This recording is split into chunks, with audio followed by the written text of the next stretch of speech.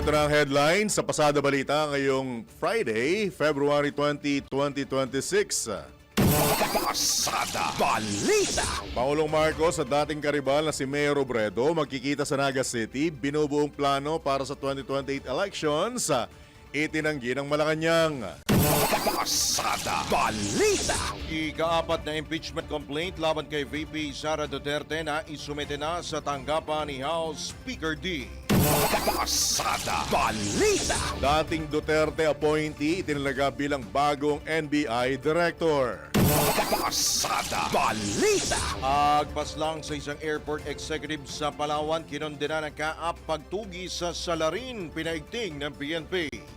Pasada Balita. Sa balitang pangkalakalan, Bangko Sentral ng Pilipinas muling tinapyasan ang policy rate ng bansa. Pasada Balita. Balita sa ibayong dagat, King Charles III ng Britanya hahayaang manaigang batas matapos arestuin ang kapatid na si dating Prince Andrew. Pasada Balita. Sa balitang pampalakasan, Philippine Women's Football Team nakatanggap ng suporta para sa 2026 AFC Women's Asian Cup. Pasada Balita. Sa balitang pangkalusugan, benepisyo ng maligamgam na tubig sa katawan ating alamin. Pasada Balita. At sa balitang showbiz, actress na si Iwa Moto at partner na si Pampi Lacson ikakasal na.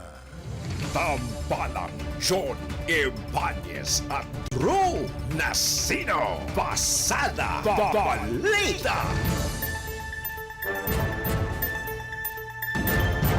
Magandang umaga Luzon, Visayas, Mindanao, Pilipinas. Kami po ang inyong tagapaghatid balita, John Ibanez. At Drew Nasino. Pasada Balita. Ngayon, pasadahan na natin ang detalye ng mga nagbabagang balita. Pasada Balita. Tutungong Naga City, Camarines Sur, si Pangulong Ferdinand Marcos Jr. ngayong Sabado o bukas, 21 ng Pebrero upang personal na masuri ang pinatutupad na O-Plan kontra baha ng pamahalaan sa Bicol Region. Ayon kay Palace Press Officer Claire Castro, kasalukuyan ang nagtatrabaho sa lugar ang mga tauhan ng DPWH upang linisin ang mga estero, kanal at ilog sa layong mapanatili ang tuloy-tuloy na daloy ng tubig at maiwasan ang pagbaha sa lungsod at mga karatig lugar. Dito, di pa naman malinaw kung may iba pang aktibidad si Pangulong Marcos sa Naga maliban sa pagsilip sa O-Plan kontra baha, lalo pat makakasama niya sa lungsod ang naging karibal noon na si Mayor Leni Robredo.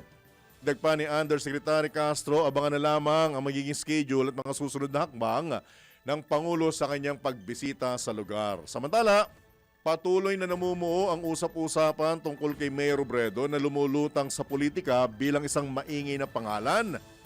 Aluna sa konstekto ng mga balitang posibleng ipantapat kay Vice President Sara Duterte sa 2028 presidential elections. Pasada Balita. Wala pang binubuong alyansa ang administrasyon ni Pangulong Ferdinand Marcos Jr. para sa 2028 national elections. Ito ang paglilinaw ng Palasyo ng Malacanang matapos aminin ni Senador Risa Ontiveros na hindi pa tiyak kung kakailanganin ng oposisyon ang pakikipag-alyansa sa kampo ng Pangulo upang harapin ang kandidatura ni Vice President Sara Duterte. Iginiit ni Palace Press Officer Undersecretary Claire Castro, dahil malayo pa niya ang eleksyon, wala pang nagiging ganitong talakayan sa ngayon at mas mahalagang pagtuunan muna ng pansin ang kasalukuyang trabaho ng pamahalaan. Binigyang diin naman ni Yusek Castro ang pagkakaiba ng isang politician na iniisip na ang susunod na halalan kumpara sa isang statesman na iniisip naman ang susunod na henerasyon. Pasada Balita. Ganyang namumuliti ka ha. O ito pa, ito. Pakinggan yung maigi ha. Pagsusuot ng kulay pink ni Undersecretary Castro, alamin natin kung ano yung kulay pink na yun ha. Hindi natin alam ha. Walang kinalaman sa politika ayon mismo sa Malacanang. Ganito Talya Patrol 13, Gilbert Perdes. Nilinaw ni Palace Press Officer Undersecretary Claire Castro na walang kinalaman sa politika ang pagsusuot niya ng kulay pink sa press briefing kahapon. Ang pahayag ay ginawa kasunod ng tanong kung may kaugnayan ba ang suot ni Castro sa mga ulat na nililigawan daw ng administrasyon si Naga City Mayor Leni Robredo para sa 2028 elections. Ayon kay Castro, wala sa agenda ni Pangulong Ferdinand Marcos Jr. at ng pamahalaan ang pamumulitika o paghahanap ng mga kandidato para sa 2028 dahil mas nakatutok daw ito sa kasalukuyang mga programa at trabaho. Matatandang kinumpirma ng palasyo ang pagbisita ni Pangulong Marcos sa Naga City bukas upang inspeksyonin ang mga flood control projects sa ilalim ng Oplan kontra Baha. Patrol 13, Gilbert Perdes para sa Himpilang May Todolas, DWIZ. Nagbabalita ng tama, naglilingkod ng tama. Kapag may bagong balita, naka-on air, agad-agad, DWIZ Patrol Report. Sa mga maliligot ang isipan, ha? Kulay pink na dress po ang pinag-uusapan. Walang iba. Pink. Pink na dress. Ha? Kaya kayo dyan, ha? Ayusin nyo, aga-aga, ha? Pink ba? Pero yung kaninang pinakita, hindi naman Hindi pink. ba yun? Iba, no? May konting kulay. Ano ba rinig mo kanina? Under ano? Undersecretary. Kaya nga. Eh kasi ikaw ang unang naglikot ang isip. Hindi, nag-ano lang ako eh. Si Winner kasi nakatingin sa akin eh. Nakatingin Aga-aga. kasi sa akin si Ilang Winner. tayo nakita, gaganyanin mo pa ako. Ay. Yan o. Ayan! Yan ang kulay pink. Ay, malamang may aati ng kasal. O Hindi, kaya debut. magnininang yan. Anyway, good morning, Undersecretary Claire Castro. Yusek, good morning po. Namimiss ka lang po namin. Anyway, iba pang tampok na balita, target na maisama sa State of the Nation Address 2026. Si Pangulong Ferdinand Marcos Jr. ang Anti-Political Dynasty Bill. Ito naman ang kinumpirma mismo ni House Committee on Suffrage and Electoral Reforms Chairman Zia Alonto Adjong na target maipasa ang panukala bago ang Lenten season. Anya minamadali na ng Kamara na matapos ang nationwide public consultation singgil sa mga panukalang anti-political dynasty upang ganitong maisabatas. Asahang maipapasa sa Kamara o ng Kamara at Senado nasabing panukala sa darating na Marso bago iakyat sa executive branch para sa pinal na pag-aproba ni Pangulong Ferdinand Marcos Jr. Anti-Political Dynasty Bill, bahagi ng LEDAC priority measures ng administrasyon ni Pangulong Marcos Jr. Pasada Balita. Iba pang balita, kumbinsido ang isang political analyst na masihina ang impeachment laban kay Vice President Sara Duterte ngayong taon kumpara noong 2025. Kasunod ito na maagang pag-aanunsyo ng Vice Presidente ng kanyang kandidatura sa pagkapangulo sa 2028 national elections.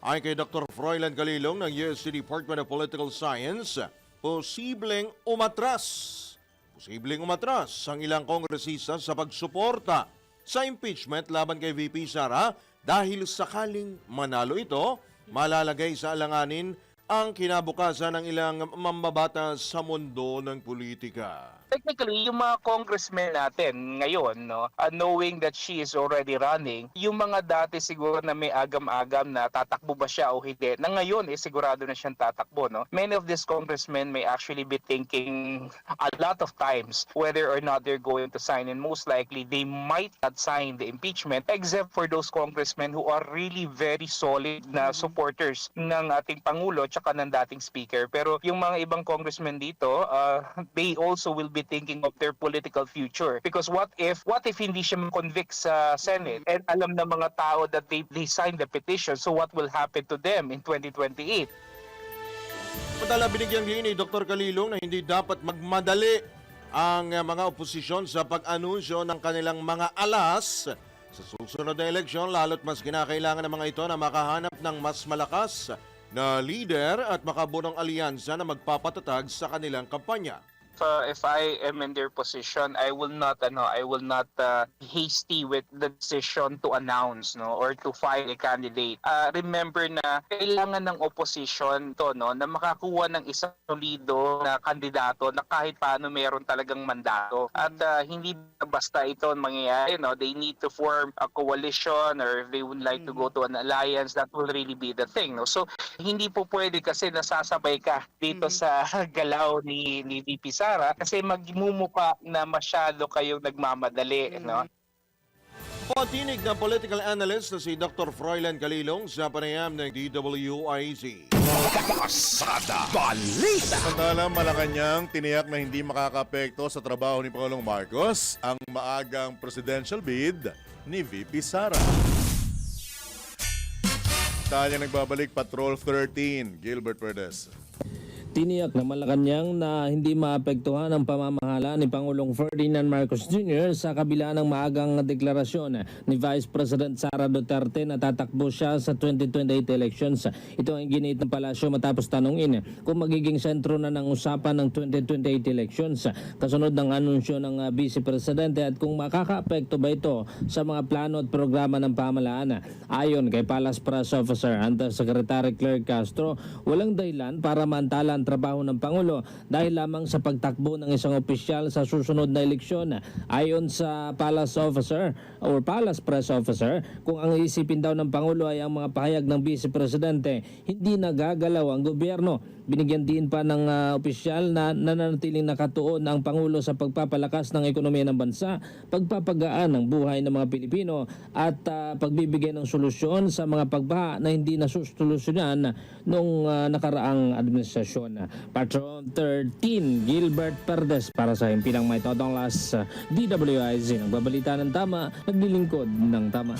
Kapag may bagong balita, naka-on air, agad-agad, DWIZ Patrol Report. Madala, naniniwala naman ang isang political analyst na makakukuha pa rin ang 1/3 ng boto ng mga kongresista ang impeachment complaints laban kay Vice President Sara Duterte.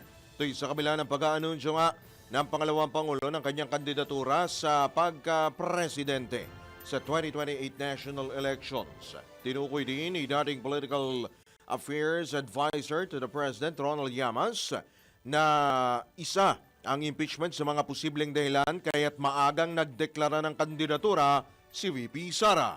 Ang target niya ay yung mga boboto o hindi boboto sa impeachment. Tatakbo na ako, number 1 ako sa survey, dapat wag na kayong bumoto. Or else, kakalusin ko kayo sa 2028 pag ako ay nanalo. Tingin ko makakayan ang mababawasan yung boboto, pero tingin ko ay kaya pa rin yung 1/3 para i-impeach siya. Ikatlo, sa mamamayan, para magkaroon siya ng bump sa survey. Dahil siya pa lang naman ang nag-aanunsyo Tama. At siya yung pinakamataas. So ang habol niya ay madagdagan yung kanyang rating. Samantala, iginit ni Llamas na dapat na ring i-anunsyo sa lalong madaling panahon ng iba pa mga partido ang kanilang mga manok sa susunod na halalan. Siyempre, yung mga politiko na very cynical ang kanilang political calculation ay magsisimula na mag-negotiate sa kanya. Dahil parang siya yung nag-iisang presidential candidate sa political landscape. Kaya dapat yung mga nagplano na tumakbo sa 2028 ay humabol na rin. Mag-anunsyo na rin within the next few months. Mapatinig ng political analyst na si ang political analyst na si Ronald Llamas, dati pong sekretary sa panayam ng DWIZ. Pasada Balita. Formal lang na i-transmit sa tanggapan ni House Speaker Faustino Bogie III ang ika-4 na impeachment complaint laban kay Vice President Sara Duterte. Pagkukumpirma ni House Secretary General Cheloy Garafil na ipasa na ng kanyang tanggapan ang ika-4 na reklamo sa Office of the Speaker alinsunod sa saligang batas at sa mga patakarang pinaiiral sa Kamara. Ihain ang pinakabagong reklamo ng private citizen na si Attorney Nathaniel Cabrera at endorso naman ni House Deputy Speaker at La Union Representative Paulo Ortega V at Manila Representative Bienvenido Benny Abante. Pasada Balita.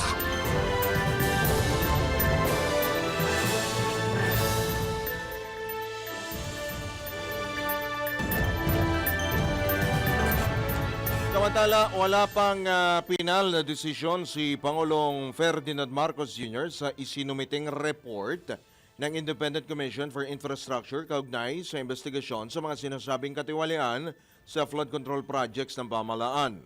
Ayon kay Palace Press Officer Undersecretary Claire Castro, nakita na ng Pangulo ang naturang report at patuloy itong pinag-aaralan dahil makapal at detalyado ang nilalaman nito. Nabatid na sa naunang pahayag ng Malacanang, sinabi nga nakadepende sa magiging laman at rekomendasyon ng ulat ng ICI kung magpapasya ang Pangulo na magtalaga ng mga bagong miyembro nito o tuluyan na itong bubuwagin. Kapag nabuwag man ang komisyon, maaaring ipaubaya na sa DPWH, DOJ at Office of the Ombudsman ang paghahain ng mga kaso laban sa mga dati at kasalukuyang opisyal ng gobyerno na sangkot sa naturang anomalya. Pasada Balita. Detalye ng iba pang headlines, kinumpirma ni Palace Press Officer Claire Castro na papalitan na ni Attorney Melvin Matibag si Attorney Lito Magsa o Magno bilang hepe ng National Bureau of Investigation.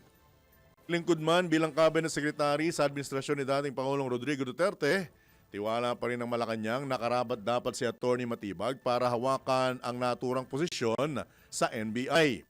Ayon pa kay Undersecretary Castro, buo rin ng tiwala ni Pangulong Ferdinand Marcos Jr. sa bagong talagang NBI Director, kaalyado man ito ng dating presidente. Pasada Balita. Ang ganyang bagong NBI Director, welcome at susuportahan ng mga ahente at mga personnel. Detalye buot kay Patrol 24, June Samson. Nangako ang mga tauhan at mga opisyal ng National Bureau of Investigation na ibibigay nila ang buong kooperasyon at pagsuporta sa bagong NBI Director. Ito ay matapos na inanunsyo kahapon ni Presidential Spokesperson Attorney Claire Castro na itinalaga ni Pangulong Ferdinand Marcos Jr. si Attorney Melvin Matibag bilang kapalit ni Attorney Angelito Magno. Tiniyak din ng NBI na mananatili ang kanilang pangako na makapaghatid ng mga tatunay na hustisya na walang kinatatakutan at walang pinapaboran at mapagsilbihan ang sambayan ng Pilipino na may dedikasyon kahit sino pa man ang namumuno dito.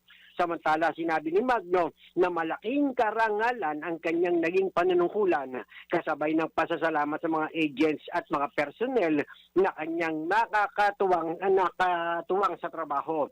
Buo naman ng tiwala at kumpiyansa ni si Magno na sa ilalim ng bagong liderato ay magpapatuloy ang misyon ng NBI na may tapang at integridad.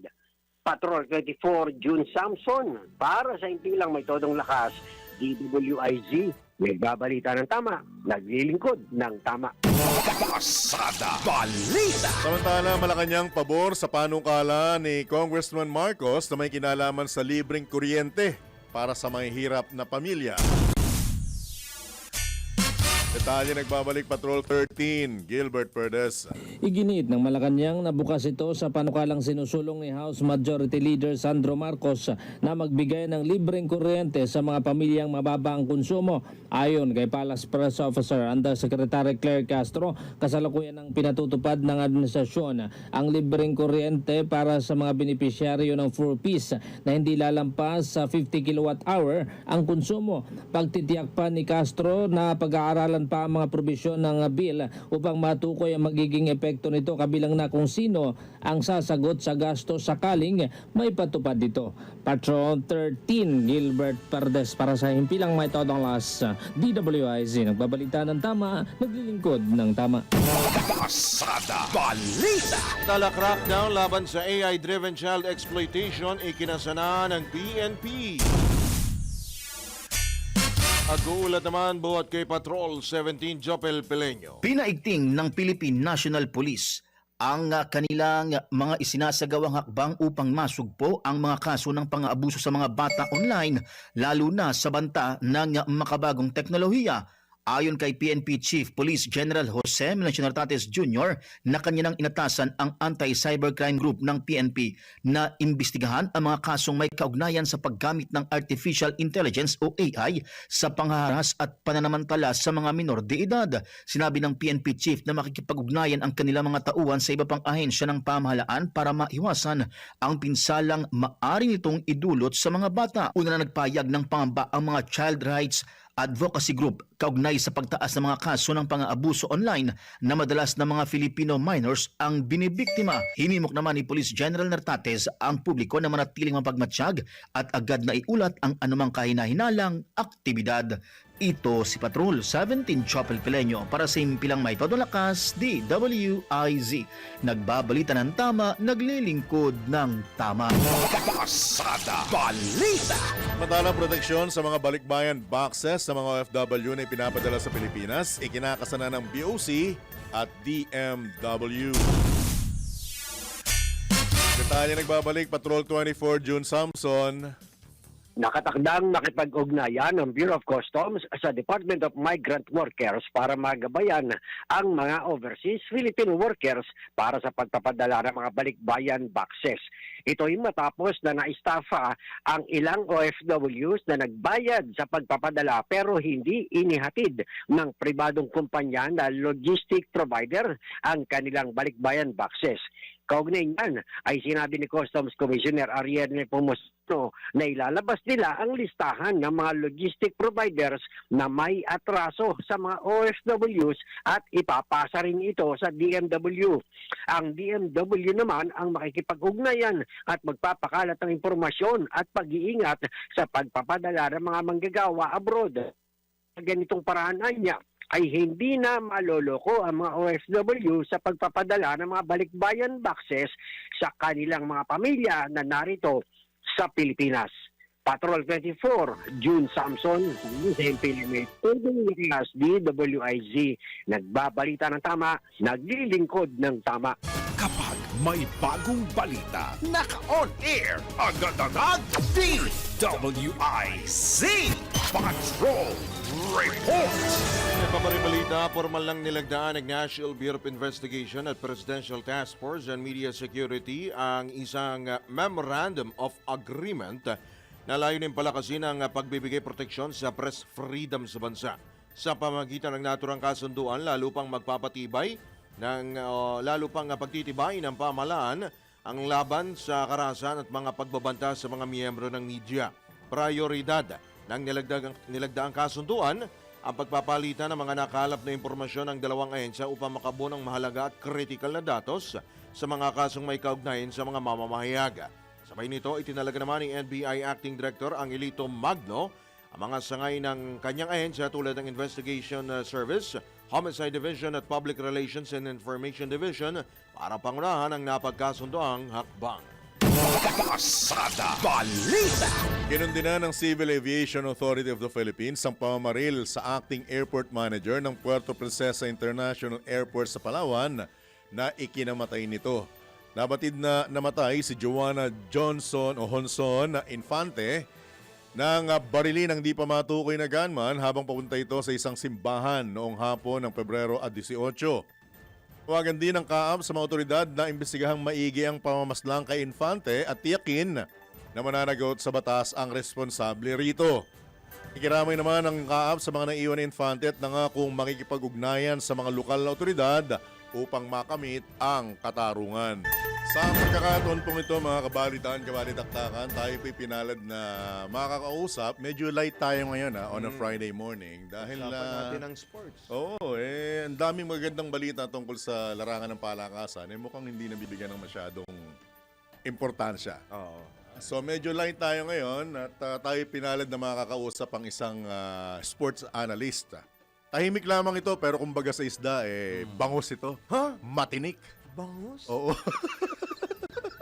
Ibigan to rin isang kaibigan natin na si Idol Dennis Principe. Kaya pala. Marami akong gustong banggitin sa kanyang for intro kaso binaril niya kahapon eh. So, banggitin na lang natin na siya isang sports analyst na kumbaga sa bangos eh matinik. Sa katauhan po ni Kuyang JP Mercado. Kuyang J, good morning. Johnny Banyes. Dulo na sino. Live na tayo sa DWIZ Hello Channel 23. Kuyang J. Kuyang Jay, good morning. Morning, Kuya John. Drew, good morning. Ayan.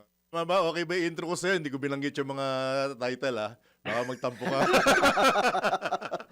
Pinag-usapan na natin yun. Hindi pwede yun.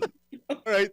Anyway, direct to the point na question. Unang-una pala salamat sa pagkakataon na Kuyang Jay dahil on early Friday morning ay nakasama ka namin. Unang-unang katanungan, maituturing na bang isang generational player itong si Alex Ayala sa larangan ng tennis? Mukhang minumold na Manny Pacquiao ng tennis itong si Alex Ayala, Kuyang Jay. Doon na Go ba ahead. patungo yun? Yeah, from the Philippine perspective, from the Philippine history perspective, oo, no? Kasi wala pa tayong nakukuha ganitong player na kasing galing ni Alex na umabot na sa world rankings. No? If I'm not mistaken, pagkatapos nitong laro nito against Coco Gauff kaninang madaling araw, number 32 na siya sa world. Okay, so that's the highest ever by any player, male or female, na Pilipino na umabot sa ganyan ranking. Kahit si Felicissimo Ampon noong 1950s at 1960s o kaya si Raimundo Deiro noong 1960s din, hindi umabot sa ganung kataas, no? Tennis so, kasi yes, ang inabot ko lang, sa Kuyang Jay, pasensya na, sa tennis kasi ang inabot ko lang na naging kilala, Dayan Castillejo. Oh. Ayan, Umabot ba kasi, siya sa ganyang ranking? No, hindi umabot yan. No? Alright. May mas si Felix Barrientos umabot sa Ayun, si number Felix one. Barrientos, so inabot ko na rin yun. Alright. Number 180 sa men's yan ang highest ranking niya. Pero hindi kasing taas ito, no? Sa lalaki naman, meron tayo pero Phil Foreigner, Phil Am, si Cecil Mamiit na nagtalo sa atin. Tama, si Mamiit. Alright. Noong 2005, no? Umabot siya top number 65 overall. Pero for somebody like Alex Ayala to actually crack the top 40, ang laking bagay noon. Kaya tama kayo, generational talent talaga si Alex. Regardless of where she gets to at this point, no, kahit na hindi na umabot yan ng top 30, etc., she is a generational and exceptional talent, and she is the Manny Pacquiao of women's tennis today. Ang pinag-usapan kanina namin off-air ni Kuyang Drew, Kuyang Jay, with your indulgence, is yung kailangan ba isa lang or kailangan ba dapat meron siyang isa pang hinuhubog na kagaya niya para pansabak din for doubles or if ever na huwag Kasi naman kung mangyari. isa lang yan, Oo, sino pa yung Diba? susunod, di ba? Kailangan may nakaabang na, di ba, Kuya Jay? or kasabay. Kasabay, probably. Sana, ganun ang ideal, no? Pero alam mo naman, sabi nga natin, di ganun kadali. Gaano katagal na ba since we had a lady tennis player who was successful, no? Yan, panahon ni na Dayan Castillejo, umabot ka na Jennifer Saberon, yung mga yan, no? Pero hindi ganun kadali. Pero ang maganda naman kasi sa doubles ngayon, nararank ka pa rin kahit na hindi ka kasama mo sa bansang yon ang kalaban mo, no? Ang katandem mo. So, katulad si Coco Gauff, yung kakalaban niya kanina, naging partner niya minsan sa Italian Open. Umabot sila sa semifinals last year. So, ang laking yan. Nagkakaano yan. Kumbaga, doesn't matter if you're from Italy or from your United States, no? Pwedeng kampihan ni Alex Ayala at magiging rank siya sa doubles din. But, Kuya Jay, take note, ang mga tennis player, maaga ang retirement age yan. Yes, Di ba? very good. Dapat, meron ng meron na tayong minomold na panibago, meron from the grassroots, di ba? This is the best opportunity kasi ang dami ngayong humawak na raketa. No, walang kaibahan to no si Efren Bata Reyes noong 1999 nanalo ng World Pool Championship. No, bilang all of a sudden napuno yung mga bilyaran natin sa Metro Manila at sa mga probinsya. Ganito ang nangyayari ngayon sa tennis, no. Pag pumunta ka sa mga clubhouses on weekends, puno lahat at ang makikita natin kabataan, hindi na yung mga matatanda na retirado na naglalaro. Nag-shift na ngayon yung mga retirado na pipilitan maglaro on weekdays kasi yung mga bata na ngayon na naglalaro pag weekends. Actually, frustration ko yan eh. Tennis. Hindi, seriously, nung nasa college ako, kinuha kong PE yan eh. Kaso isang palo lang, una't huli, hindi na nasundan. Nawala yung bola eh. Nawala yung bola. Pero ito, serious, Magugutin yung bola. serious to, Kuyang Jay, dapat din ba na inaagad or sinasagad ni Ayala yung mga pagkakataon? Kasi pinag-uusapan namin, baka ma-overexpose or ma-injury naman. Wag naman ha. Hindi ba ma-overexpose yung ganyang diskarte niya na halos walang pahinga di ba? There's a possibility, pero alam mo ganun talaga ang tennis circuit sa international, no? Every tournament after 1 week meron na naman. Parang kumbaga parang sunod-sunod na tournament yan na para maka-earn ka ng points. At 20 years old, swerte tayo in a way na si Alex ay malakas pa, no? Kaya pa niyang hubugin ang sarili niya. At the same time, nade-develop pa rin yung katawan niya. I think this is the perfect opportunity for her to actually attend, to play all these tournaments as much as possible. Kasi ang ultimate goal naman yung Grand Slam tournaments Yes. sa Melbourne, sa Paris, sa New York, at saka Wimbledon. sa London, sa England. Yeah. Mhm. At ang siguro, wag lang muna siyang may in love. Ah! Para hindi mawala yung focus sa kanyang career, di ba? At early age kasi, Oo. marami siyang may encounter dyan di ba? Actually, Di ba? Maraming Maraming magpapahiwatig sa kanya yan, definitely. Eto nga, kanina, Kuyang Jay, pinag-uusapan din namin off-air. Kasi di ba, naalala mo yung sa chess? Si Wesley So. Wesley So. Oo. Di ba? Lumipat yun. Yes. Kasi napabayaan. ng Napabayaan. Pilipinas. Di Di ba? Sad story yun. Well, kung if you know what I mean, 'di ba? So dapat alagaan natin 'to, Kuyang Jay, 'di ba? Maganda ang simula kasi bakit? Nagsimula ang parents niya, lalo ang mother niya was actually an executive of the Ayala Group, no? And that's the reason why kung may makikita kayong dalawang karatula dito ay parehong Ayala Company makikita doon sa kanyang jersey, no? Doon sa kanyang suot. Oo, kasi sila yung nag-aalaga kay Alex ngayon. The past couple of events, I have a couple of siblings who work for those companies. Ang nangyayari, talaga, laging si Alex ang parang pangunahing bisita nila, no? So I don't think that's a problem for her. And at this point in time, she's earning ang year-to-date rankings siya, earnings siya $1.1 million. Hindi pa kasama yung napapanalunan niya dito sa Dubai.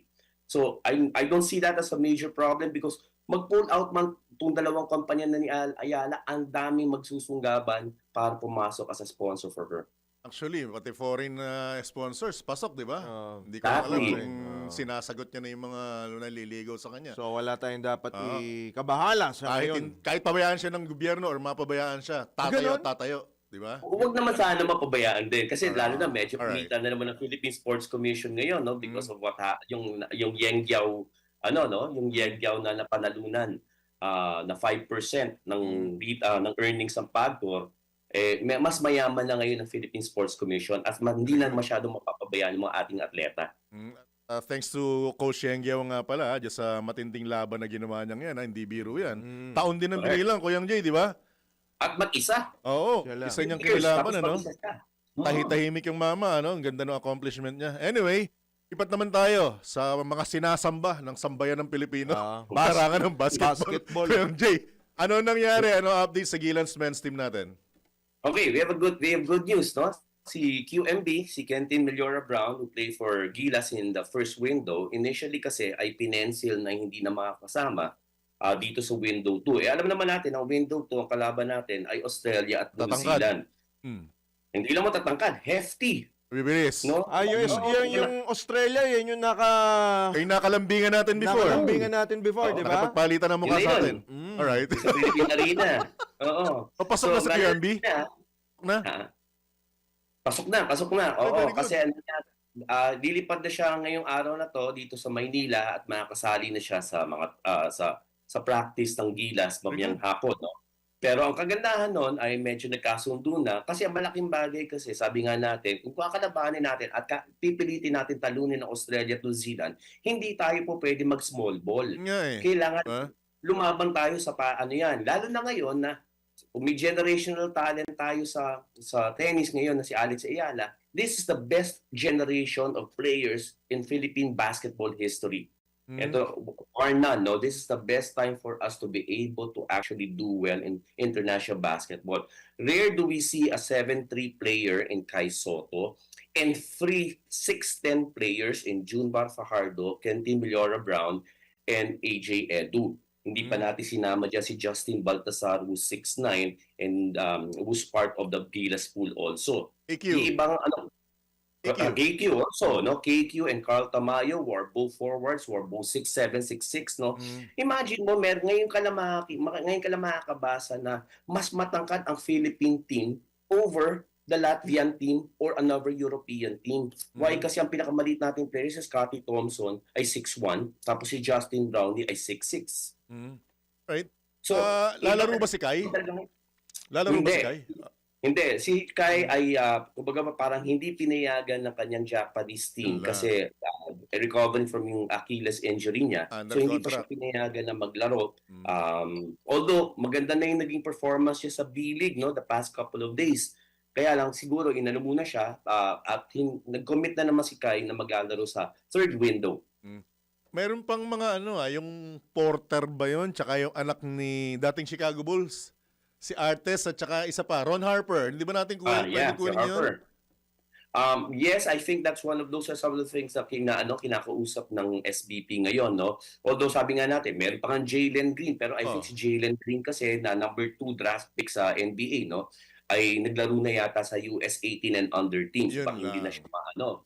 Yung Harper, I think hanggang ngayon nililigawan pa. Pero ang problema kasi si Harper ay wala yatang passport Lang. before 16 years old. So I don't know now kasi binago na yata ng FIBA ang rule nila na 18 na ngayon ang requirement para magkaroon ng passport. Si Jordan Clarkson ba? Lalaro ba ngayon? Hindi. Si Justin Brownlee, magaling man si Jordan Kasi Clarkson. may at season ngayon ng NBA no? Correct, no. Kaya Although hindi medyo pinayagan. hindi siya nakakalaro ngayon sa New York Knicks, no. Pero ang problema kasi hindi yung estilo ni Jordan Clarkson ay hindi palo Fit. doon sa laro sa Hindi sistema fit ni sa Coach Tim. Teamwork yung kay Coach Tim no? Correct. Team ang oo. first name niya eh. Isa pa. Hindi ba sapat yung sinabi sa interview after ng All-Star game kay, sino ba to?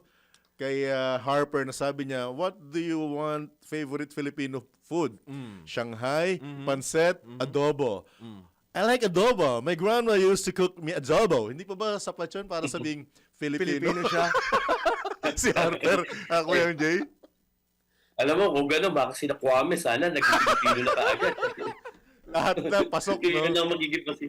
Oo. Pero si Kwame, iba kaya 2 taon na lang yan, ha? Pwede na siya ma-recognize as local at hindi na naturalized player. Very Kasi good. naka 10 years na siya dito. May special rule ang FIBA na pag may residency ka na ng 10 years, at least 10 years, ay maaari ka nang ma-recognize as a local. Kaya si Greg Slaughter, isang halimbawa yan, nakapaglaro sa national team kasi nalaman ng FIBA na naglalaro na siya sa Pilipinas, sa Cebu, in particular in high school, for more than 10 years na. So kaya binigyan siya ng passport. Kahit na ang status niya ay hindi naman natural. May pagka-Pilipino rin naman si Greg Slaughter. Problema, Kuya Jay, kada taon, kada papasok ang FIBA, pag nakikita nilang threat tayo, parang nag-iiba yung rule nila, no? Yun ang masaklap, ano? Di ba? I think yun ang kasalanan ni nagkataon lang ba yun? yung Qatar eh. Kasi yung Qatar kasi talaga ang medyo sa pagdating sa mga rules ng FIBA, talaga sinusubukan talaga, no? China-challenge lahat ng pwedeng rules. So, collateral damage na lang siguro tayo. Kaya lang, tama ka, Kuya John, kasi bakit? Yung mga ibang European teams, ang luwag-luwag. Yung ibang South American teams, ang luwag-luwag pag pinapalaro yung mga players eh. Hindi ko maintindihan bakit dito sa atin, hindi naman tayo ganun kagaling, pinagbabawal tayo. Apo kasi, gwapo tayo. Anyway, shift natin ulit kay Balik Coach tayo kay Yengyao. Coach Yengyao. Aha. Good news yun dahil mukhang uunlad na kaya. At Marami na kaya rin maliligawan ulit, mapapanumbalik ng mga atleta dahil sa magbabalik nangyari na yan. kaya yung dati nating Jay. we are the force to reckon with before nung Nice. panahon ng Kahit sa Southeast Asian Games. sa man lang. Southeast Asian Games, di ba?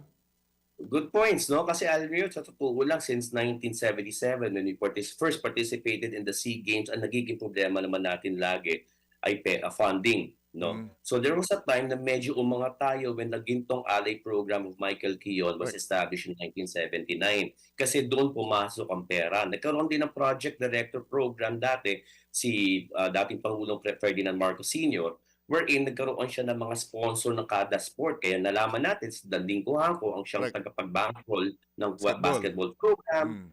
Diba? Yan sina Dominador Pangilinan, yung father ni Manny Pangilinan, ang siyang bankroller ng baseball program natin. Yung ganon.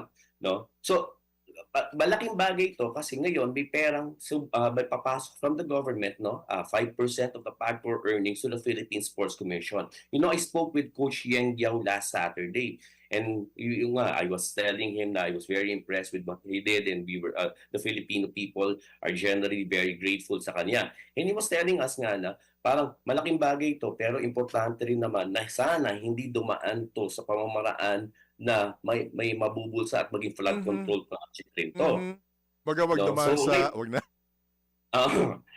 Pero malaki Wag na. ang tiwala niya kay Pato Gregorio, no? Who is the Ah. present chairman of the PSC. Malaki ang tiwala niya. And he's hoping that Pato Gregorio will stay. Wala because politika. Wag lang Yes, pupulit ka correct. rin. Tapos, may balita si Pato, baka lumipat din sa DOT eh. So, yun nga, umaasa si Coach Yeng na Wala. sana maiwan siya sa PSC until the end of the tenure of Ferdinand Marcos Jr. Right?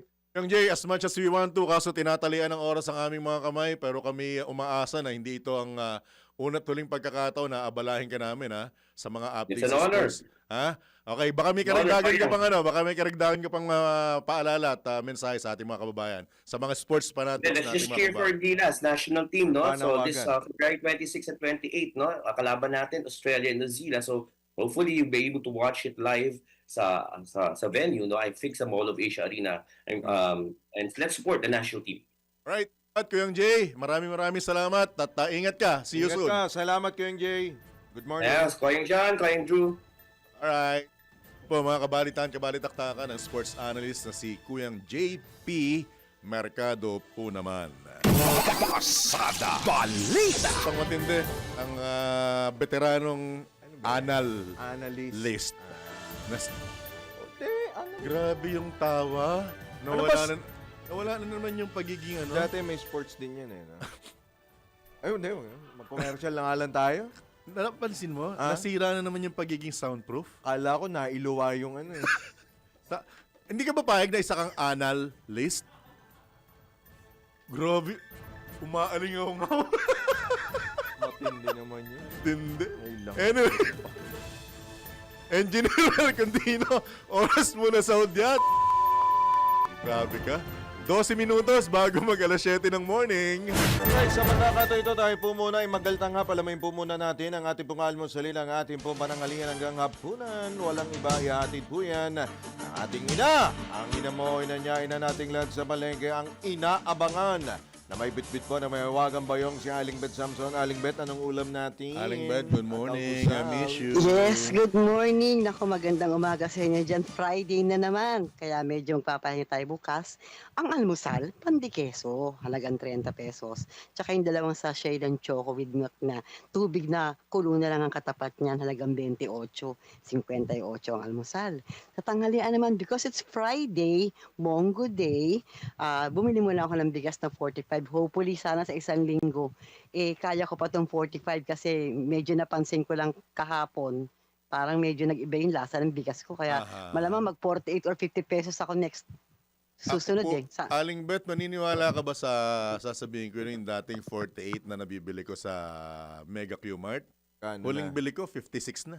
56? Naniniwala ako dyan sa'yo. Kasi yung katabi kong pinto sa kabila rin si Senda na raw ang binibili niyang bigas na dating 55.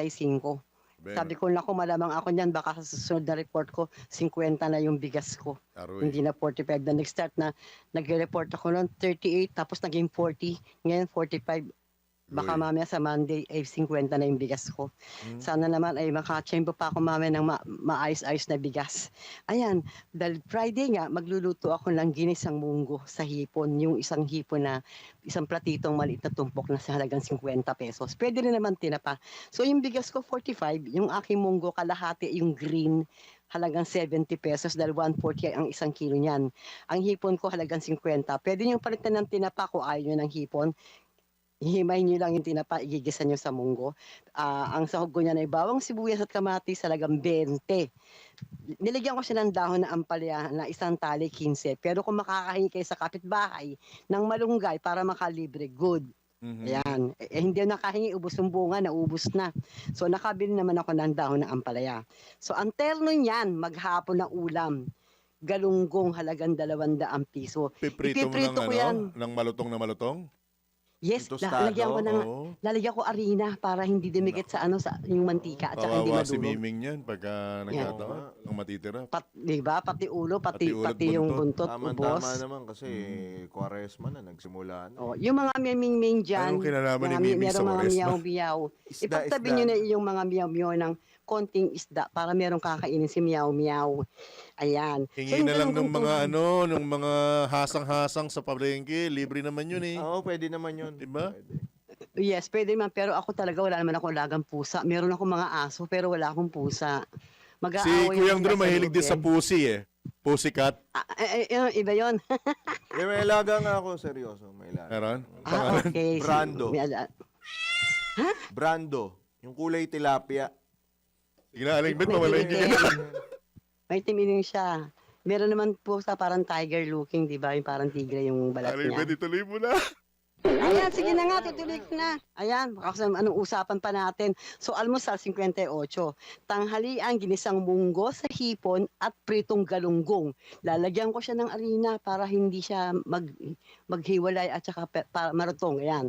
Halaga ng aking tanghalian, umagahan, hapunan, 488 pesos. Patsok na patsok sa budget. Patsok na May patsok 12 sa ka pa. budget. Ayun, May aling dochi Bet. petos pa ako. May doshi pa. Ay, Ayan. kumusta mo doon sa pusa dyan, ha? Meow! Kasi ibang meow yung nasa isip ko. Anyway. Para sa altangha. Ayun, nagugutom na yung pusa. Ano may gusto dyan. mangyari yung pusa ni ano? May kapitbahay namin pag ganyan ang tunog ng pusa. Ha? May Parang iniintay. Iniintay. Lalampung Yung partner. man, Oh, yung naglalampungan. kapartner iniintay. Tamo kuya. Lalo sa bubungan, pagka Po. naging yung pusa, may Opo. ginagawa. Po. Anyway, sige na nga, John sa Kadu. Happy weekend ha. Happy Friday sa inyo lahat. Para sa Altanghat Pasada Balita, Metro Patrol Palengke Queen. Beth Samson ng DWIC nagbabalita ng tama araw-araw. Magbabudget ng tama. Happy weekend! Ingat! Ingat! Happy weekend! Pasada Balita. Magpapatuloy pa rin ang ilang pa mga balita. Itinanggi ng Malacanang ang kumakalat na balitang papalitan na o itinanggi ang kumakalat na balitang papalitan si Bureau of Customs Commissioner Ariel Nepomuceno. Ayon kay Palace Press Officer Undersecretary Claire Castro, agad nilang kakausapin ang National Bureau of Investigation upang imbestigahan ang nasabing ulat. Maliban dito, ibibigay din sa NBI lumalabas na dokumento upang masuri at matukoy kung saan mismo ito nagmula. Iginit pa ni Yulce Castro na marami na ang namimihasa at umaabuso sa kanilang karapatan sa freedom of expression kaya't nararapat lamang na busisiin at siyasatin ng mga maling impormasyon.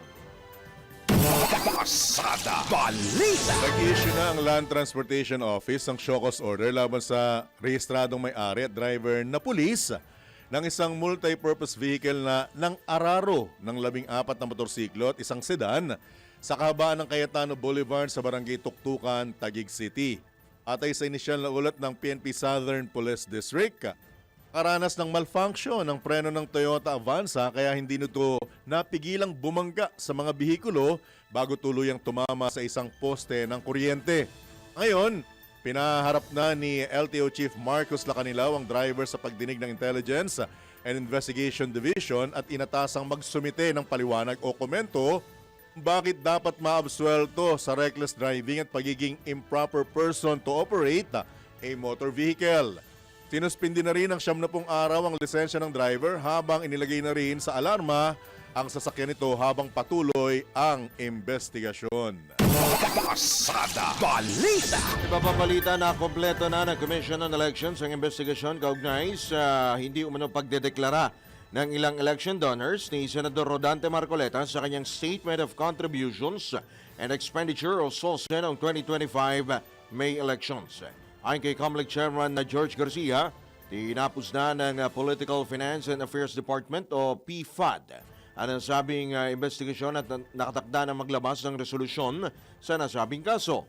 Sa counter affidavit ng senador, iginit nito na ang mga donasyon ay ibinigay bago pa siya ideklarang kandidato na alinsunod sa desisyon ng Supreme Court sa kasong Penera versus COMELEC. na itinakda na ang mga aspirants na tumatakbo sa ilalim ng automated elections ay itinuturing lamang na kandidato sa unang araw ng campaign period. Nitong Nobyembre, naglabas ang poll body ng show cause order na nag-uutos kay Senador Marcoleta na magpaliwanag kaugnay ng kanyang pahayag na hindi niya ganap na isiniwalat ang kanyang mga campaign donor sa SOSE para sa nakaraang midterm elections. Hiling din sa SEO ang kanyang paliwanag hinggil sa umano'y pagkakaiba ng kanyang SOSE at ng kanyang Statement of Assets, Liabilities, and Net Worth o SALN. Pasada Balita. Muli nang madaraanan ng mga light vehicle ang itinayong pansamantalang tulay sa bumagsak na Kabagan Santa Maria Bridge sa Isabela. Di matapos atasan ni Pangulong Ferdinand Marcos Jr. ang Department of Public Works and Highways na pabilisin ang paggawa ng pansamantalang tulay para hindi maantala ang pamumuhay at serbisyo sa nasabing lalawigan. Matatandang noong nakarang taon ng Pebrero 27, bumagsak ang nasabing tulay matapos daanan ng isang dambuhalang behikulo. Pasada Balita. Sabayan niyo po ang magandang love quotes mula po sa amin nag-iisang chairman, Boss D. Edgard A. Cabangon.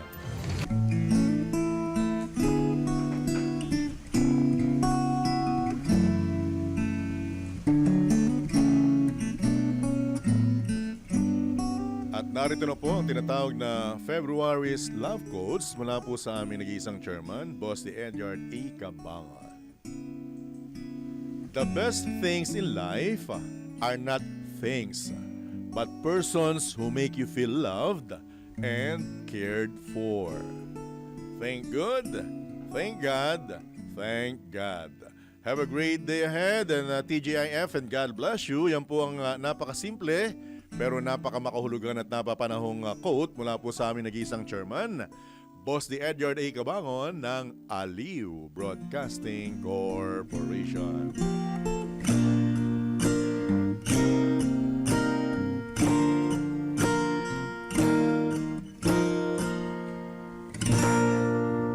Sa dating karibal na si Mayor Robredo, magkikita sa Naga City, binubuong plano para sa 2028 elections, itinanggi naman ng Malacanang. Pasada Balita. Ika-4 na impeachment complaint laban kay Vice President Sara Duterte na isumite na sa tanggapan ni House Speaker Day. Pasada Balita. Dating Duterte appointee itinalaga bilang bagong direktor ng NBI. Pasada Balita. Pagpaslang sa isang airport executive sa Palawan, kinondena ng kaap pagtugis sa salarin binaigting ng PNP. Pasada Balita. Sa balitang pangkalakalan, Bangko Sentral ng Pilipinas muling tinapyasan ang policy rate ng bansa. Pasada Balita. Sa balita naman mula sa Ibayong Dagat, King Charles ipinauubaya na sa mga otoridad ang kapalaran matapos arestuin o ang kapalaran ng kapatid matapos arestuin ang kapatid na si dating Prince Andrew. Pasada Balita. Sa balitang pampalakasan, Philippine Women's Football Team nakatanggap ng suporta para sa 2026 AFC Women's Asian Cup. Pasada Balita. Sa balitang pangkalusugan, benepisyo ng maligamgam na tubig sa katawan ating alamin. Pasada Balita. At sa balitang showbiz, aktres na si Iwa Moto at partner na si Pampi Lacson ikakasal na. Tambalang John Ibanez at Drew Nasino. Pasada Balita.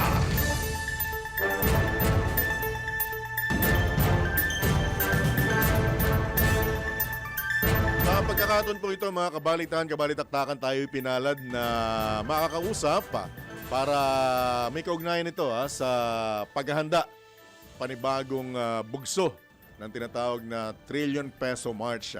Ang co-convener po ng Tindig Pilipinas, si Ginoong Kiko Aquino D.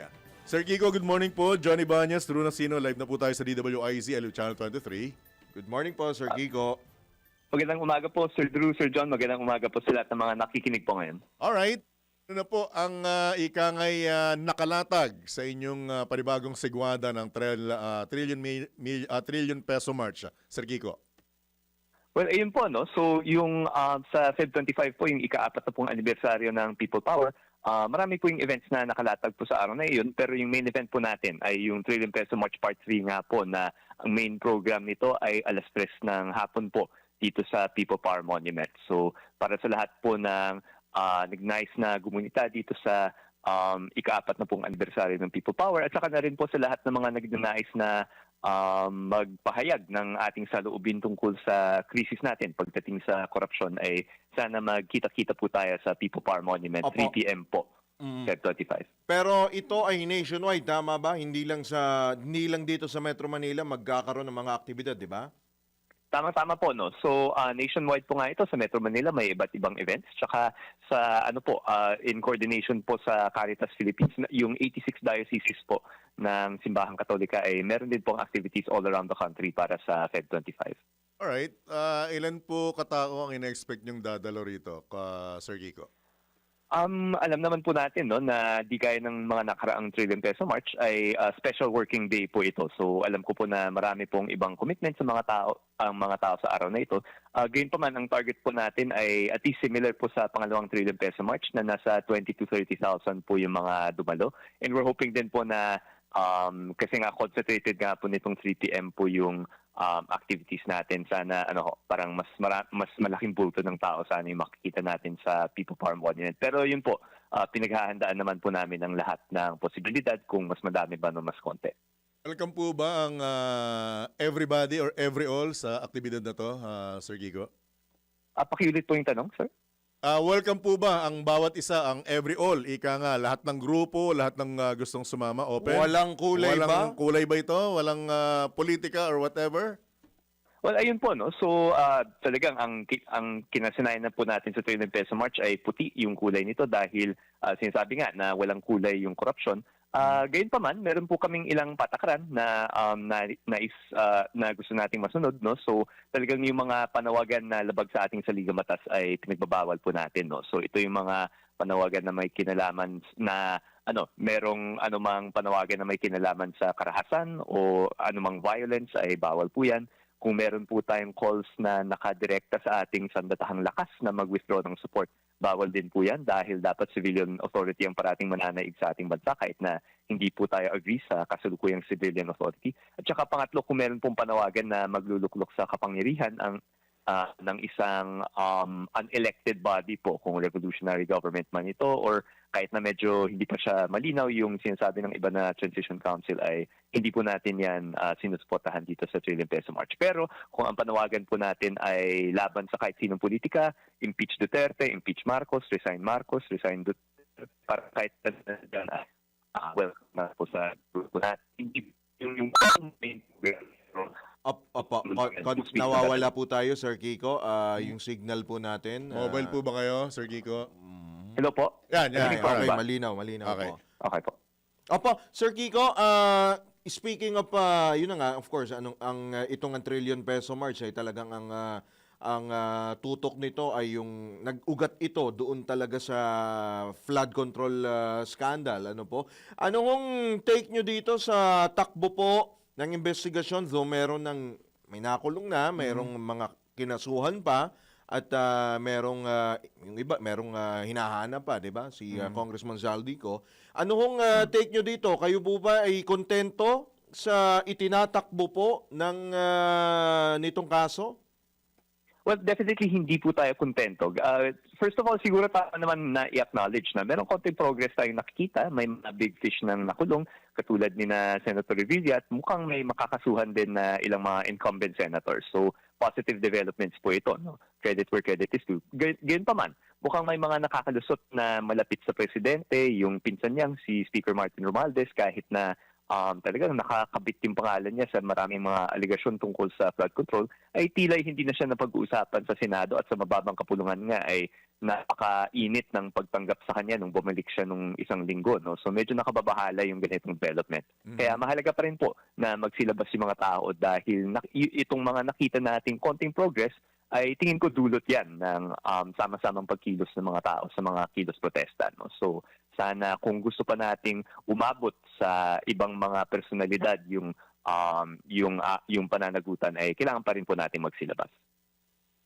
Alright, so ano ho ang take nyo naman, tingin ho nyo sa masasabi nyo rito sa pahayag po ng Simbahang Katolika na tila nagkakaroon na ng fatigue ang mga Pilipino sa mga isyong ito at hindi ho ba kayo nangangamba na itong mga isinasagawa po ninyong mga aktibidad ay kumbaga hindi na ano yun ng mga tao, di ba? Kumbaga, Hindi na tangkilikin. Hindi na tangkilikin ika ng mga tao habang tumatagal itong issue na ito at nababaling yung atensyon ng publiko sa ibang mga issue kagaya ng sa of course, impeachment. At yung pagtakbo bilang Pangulo ni VP Sara, Yung Sir kanyang Kiko? deklarasyon, Sir Kiko.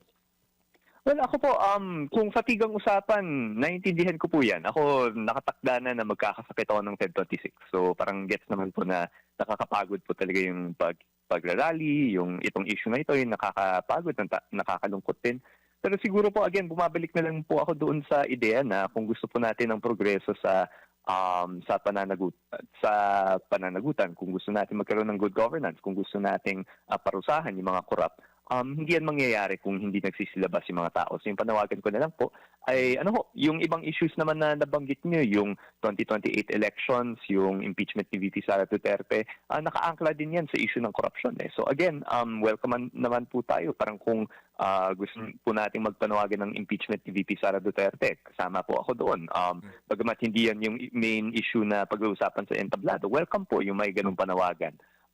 So yun po, parang I think lahat ng itong mga supposed issues na nagdi-distract, corruption pa rin yung ugat nun. And I think kung gusto natin ng progress sa corruption, maraming kailangan gawin. Pero isa po dito yung patuloy ng pakikilahok sa kilos protesta. Right. Sir Kiko, isa sa mga priority ng administrasyon ng Anti-Political Dynasty Bill at mukhang gumagalaw ang Kamara at mukhang nasa kalendaryo nilang tapusin sa Marso ang pagpasa nito. Anong dating sa inyo nito? Anong reaksyon mo rito, Sir Kiko? Well, ako po syempre gusto natin ng Anti-Political Dynasty Bill, pero ang mahalaga po ay sana isang bill ito na talagang mapisa at hindi yung malabnaw na version na hinain ni na Speaker Bogie D at Majority Leader Sandro Marcos. So, kasi at least para sa akin, ang gusto kong makita sa Anti-Political Dynasty Bill, dapat ipagbawal na yung isang pamilya ang naghahawak ng governor, mayor, tsaka district representative sa isang probinsya. So, ang lahat niyan ay dapat iba-ibang apelyido dapat o iba-ibang pamilya po dapat yung naghahawak dyan. Kasi kapag iisa lang yan, nagkakaroon tayo ng problema sa check and balance. Kaya nakakalusot yung mga issue ng flood control, yung mga issue ng corruption sa ating budget. So ako po, ang gusto kong makita ay isang mabisang anti-political dynasty bill. Siyempre, nag-aantay po tayo kung anong version yung ihahain sa Senado sa mababang kapulungan, kung pasok po ito sa ganong criterion na talagang mabisa at na-prevent yung ganitong concentration of power, ay sige, mabuti po na ipasa po yan. Pero kung yung version na ipapasa sa House ay hindi talaga epektibo, siguro kailangan po nating mag-pursue ng ibang mga pamamaraan tulad ng People's Initiative na sinusulong din ng ibang groups para yung version na todo sa gusto ng civil society, katulad ng fourth degree of consanguinity, yung total na pagbawal sa sunod-sunod at sabay-sabay na dinastiya, yung total ban ng dynasty sa party list, lahat niyan ay mahalaga. So gusto po nating, again, hanggat maaari sana lahat niyan ay may sasama sa legislative version, pero kung hindi po siya masasama, meron pa namang ibang paraan yung taong bayan. Kayo ba ay kumpiyansa na ito ay maipapasa this year? Kasi yan ay isinama doon sa mga LEDAC, mga priority measures ni Pangulong Marcos?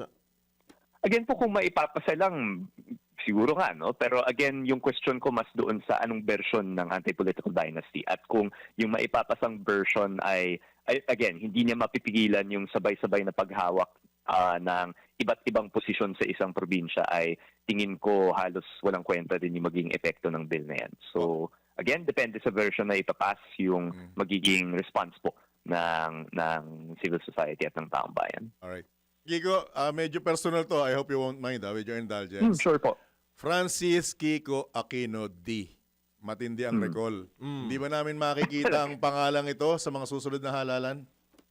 Well, malamang may may Francis na tatakbo sa kung ano-anong posisyon, common name yan sa politika. May Kiko na tatakbo sa common name sa politika. May Aquino na senador ngayon. May D na Speaker of the House ngayon. So kung pangalan lang ang usapan, medyo gasgas na po yung pangalan ko po sa politika. So hindi na po ako dadagdag dyan. That is the final answer, Sir Kiko? Yes po, final answer. Parang since for the last 2 years or 3 years po ako tinatanong yan, hindi pa naman yan nagbabago. Alright. Dahil marami nang tumatanong sa 2028 at sinasabi nila naghahanap sila ng bagong dugo, And new blood. 2026 Well, is ano, the new medyo- 2028 eh. Yun ang Kung sinasabi bagong nila. dugo po yung usapan, medyo gasgas na po yung dugo ko sa politika. So baka hindi na rin po ako dapat yung titingnan. Alright. So talagang it's a final answer na talagang ang Kiko D sa lansangan na lang makikita. Tama ba? Opo. Okay. I think mas masaya po ako sa labas ng dito sa civil society side. Alright. Sir Kiko, baka meron pa ho kayo mga karagdagang panawagan lalo po sa, Miyerkules, no? Pebrero 25, EDSA 40th anniversary at itong ikatlong bugso ng trillion peso march. Well, yayain ko na lang po ang lahat ng mga nakikinig po dito sa lahat ng events para sa ika-40 anibersaryo ng People Power, no? So yung events po natin magsisimula na nga bukas, no? Sa Sabado merong isang concert, yung Kaya Natin at Mayors for Good Governance dito sa Quezon City Circle. 4 p.m. po ito magsisimula. Sa Feb 22 naman po nitong linggo may misa sa EDSA Shrine, tanghaling tapat ito na it will be followed by a prayer rally po sa EDSA Shrine. At saka yung main event po natin again ay yung 3rd trillion peso march sa Feb 25 dito sa People Power Monument. Maraming magaganap po pero ang main activities po natin sa People Power Monument ay 3 p.m. po magsisimula pero alauna pa lang po may konting free program na po tayo. 11 pa lang po may mga booths na po dyan na magbukas para i-entertain po yung mga dadalo ng mas maaga. So, 3 p.m. po yung pinili po nating oras para sa main program kasi nga appreciate naman po natin na special working day po ito.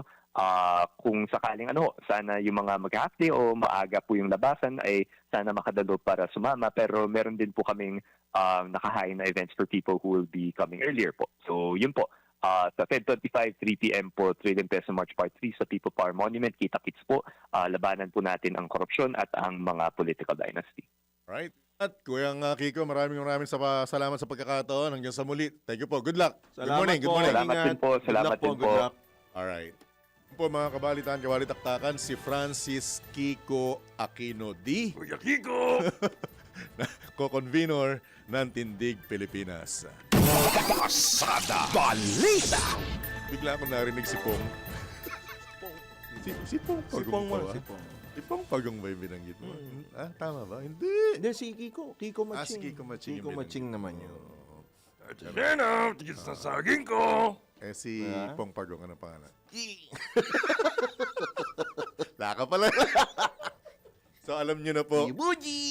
Alam nyo na po na kung mawawala man next week ito, nagre-recording.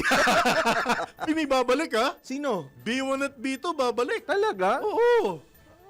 Bananas in pajamas ha? B1 at B2 babalik. Hindi mo nabalitaan nyo? Hindi ko balita. Baka naman, kaya naman Hindi, wala ako. sa voicing. Wala ako doon. Dati, Wala ka doon? Dati, tambay lang ako doon. Ha? Wala ka doon? Wala. Iba ikaw si Bananawan? Ba, si Benji Dara. Anyway, pinagagang lang natin dahil it's a Friday. Samantala, ay iba pang tampok na balita, wala pang ganong epekto ang pagtaas ng kaso ng teenage pregnancy sa ekonomiya ng Pilipinas. Ito naman ang paliwanag mismo ni Commission on Population and Development Executive Director Lisa Grace Bernales sa gitna ng pangamba ng bumabatang edad ng pagbubuntis ng mga kababaihan. Gayunman, pabahalaan niya ang kanilang hanay sa tumataas na bilang ng teenage pregnancy sa bansa dahil walang social protection ang mga teenage mother. Yung pong mga nawawala sa ekonomiya dahil sa teenage pregnancy, I believe they refer to 15 to 19 years old. Kasi yung ating 15 to 19, yung iba dyan sa kanila ay nagtatrabaho na rin. So, hindi sila makapagtrabaho dahil sila ay may anak na, nakakabawas yun sa ating ekonomiya. So, it's not just na hindi sila makapagtrabaho, kundi na yung social protection services ng ating bansa ay nadadagdagan dahil sila kailangang tulungan. Kaugnay nito, tinukoy ni Undersecretary Bersales ang ilang paraan para simulan ang pagtuturo sa kabataan tungkol sa sexualidad. Ang aking mensahe po sa mga kapwa ko lola at sa mga magulang ng ating mga teenager, huwag po tayong mahiyang kausapin yung ating mga bata pa nga eh. Let's not wait for them to reach 15, no? While young, kahit yung mga 4 years old, naintindihan na yan nila ang dreaming who they want to be. Doon ang sinasabi ko, that's the point of conversation. Kausapin natin yung mga anak natin, encourage natin sila na magkaroon sila ng pangarap na sila ay maging teacher, nurse, o ano man yung gusto nila. Kahit pa man TikTok creator no, or artista, no? Kung ano yung dream nila, i-encourage sila na mag-aral. Yan naman po ang tinig paliwanag ni Commission on Population and Development Executive Director Lisa Grace Bersales sa panayam ng DWIZ. Pasada Balita. Intelligence, Kuyang Drew, actually, ang mga kabataan ngayon, napakatatalas niya na. Napakatatalas ang utak niya na. Pero sa panahon ngayon, ewan ko kung ikaw, kaya mo na bang makipag-usap tungkol sa sexuality sa 5 taong gulang? It's a taboo pa yun. Medyo May mga pa, ano kasi, no? Kaya Kalifa lang, ang ating... may pagkakataon kasi na pagdating naman ng 7 and 8, ng advent ng social media, mukhang nauunahan Doon tayo sila ng SOCMED. natututo sa SOCMED eh. Actually, sensitive pa rin para sa akin yung issue na yan eh. Kaya lang, yung advent nga ng social media, baka nauunahan ng mga nakatatanda na paliwanagan ng mga bata. Oo. Di ba? Kasi alam mo naman mga Pilipino, di ba? Ano pa medyo hindi kaya gaya do sa ibang mga western countries, di ba? Open sila. Open-minded talaga. Liberated talaga yung di ba? Hindi, ang problema naman kasi kung magiging westernized tayo masyado, nakakatakot din. Oo naman. Kasi pagdating ng mga ilang taon sa US, pag sinabi nilang, dineklara nila ng independent na sila, wala nang ginagawa ang magulang. No? Ang hirap din naman ng gano'n. Sa Pilipino na closely knitted tayo bilang pamilya, parang hirap. Kasi yung pamilya talaga yun ang natin Yung close family ties talaga. Importante yan Kaya ikaw na. Kaya ito, after ho niyan, pag kayo ho'y, kailangan nyo bigas Di ba? Importante yan Dahil umakyat na po ang farm gate price ng palay nitong Enero 2026. Batay sa monitoring ng Philippine Statistics Authority, umalo na sa 20 pesos 10 centavos kada kilo ang presyo ng palay nitong nakaraang buwan. Mahigit 2 piso ang itinaas kumpara sa mahigit 18 pesos kada kilo ng Disyembre. Gayunman, bagya pa rin itong mas mababa kung ihahambing sa farm gate price noong Enero na nakaraang taon. Samantala, nakapagtala rin ng kaunting pagtaas ng presyo ng regular milled rice itong unang bahagi ng Pebrero kumpara noong Enero. Ayon pa sa datos ng PSA, umangat ng 4.1% ang presyo mula sa 43.76 pesos kada kilo at umakyat sa 45 pesos 50 centavos. Pero kung ikukumpara sa kaparehong panahon noong nakaraang taon, mas mababa pa rin ang average price sa ngayon dahil umabot noon sa 47.77 pesos kada kilo ang regular milled rice at mahigit 2 piso na mas mataas kumpara sa kasalukuyang presyo. Yan po ay batay sa PSA data, hindi pa kasama yung retail price kung saan mas mataas. Pasada Balita. Samantala, mga ahensya ng pamahalaan, inatasan ng Pangulo, suportahan ang National Anti-Money Laundering and Counter-Terrorism Strategy. Tayo nagbabalik, Patrol 13, Gilbert Perdes. Mariing inatasan ni Pangulong Ferdinand Marcos Jr. ang mga ahensya ng pamahalaan na makiisa at suportahan ang pagbalangkas ng National Anti-Money Laundering and Counter-Terrorism Proliferation Financing Strategy o yung NACS para sa taong 2026 to 2030. Ito ay sa pamagitan ng Memorandum Circular No. 113 na nilagdaan ni Executive Secretary Ralph Recto. Sa ilalim ng nabanggit na kautusan, ang Anti-Money Laundering Council o AMLAC ang magsisilbing sekretarya hinihikayat ng National Anti-Money Laundering Council strategy o yung nabanggit na komite at siyang mauna sa pagbibigay ng technical at administrative support sa pagbubuo ng mga strategiya.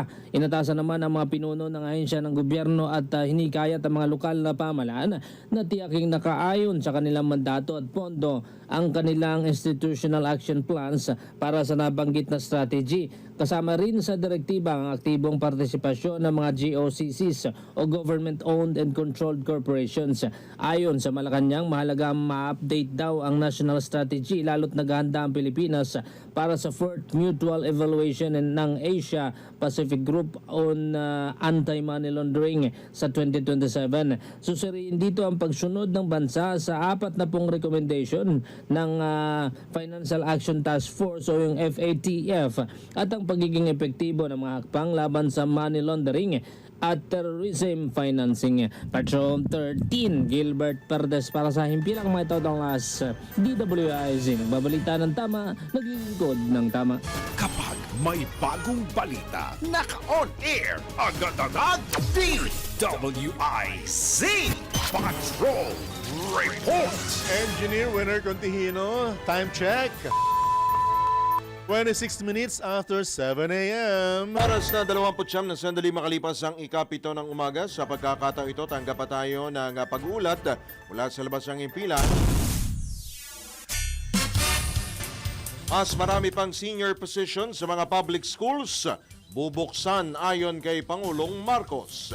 Nagbabalik si Patrol 13, Gilbert Perdes. Magpapatuloy ang pamahalaan sa pagpapalawak ng mga oportunidad para sa promosyon ng mga teacher sa bansa. Ito ayon kay Pangulong Ferdinand Marcos Jr. ay sa katuparan sa pamagitan ng pagbubukas ng marami pang senior positions.